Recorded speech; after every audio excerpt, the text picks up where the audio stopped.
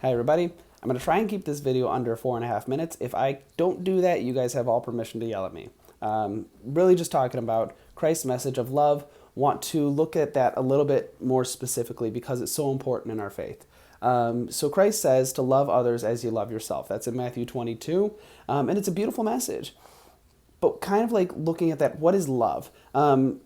Because Christ's message is so focused on love, like I said, it's so captured with that.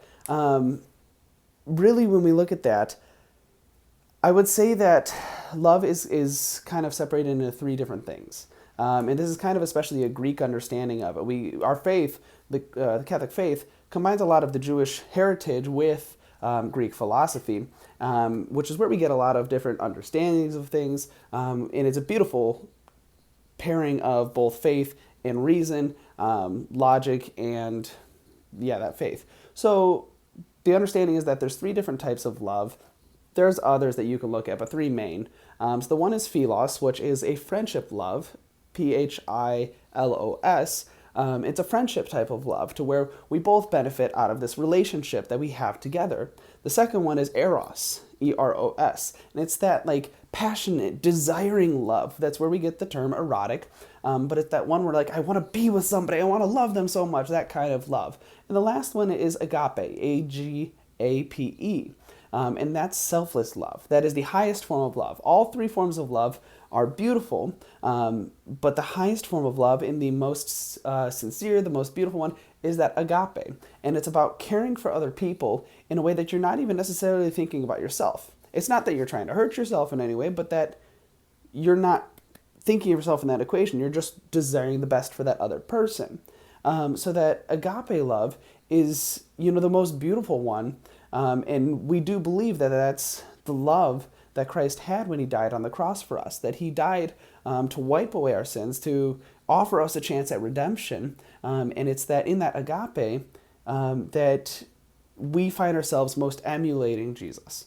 And it's a beautiful thing. So the one thing I do look at that is we are called to love people and use objects, not use objects and love people. And that's a very important distinction. Love people, use objects, not use people, love objects. Because when we use people, that's what we consider to be lust.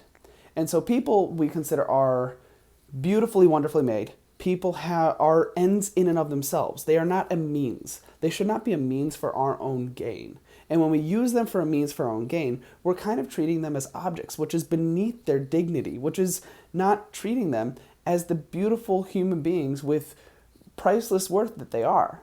And so when we use them just simply for our own gain, that becomes like a lustful thing. And it can be sexual, but it can also be in other ways. And it's that, I'm treating somebody in a way that is beneath them. And so just that reminder that the worth of a human being is so much so that they should not be used, that they are not meant to be used, that they are meant to be treated as an end in and of themselves, and that they are worth it so much so that that's it. They're not to be used, they're to be loved, and you can will the good of them just for their own sake.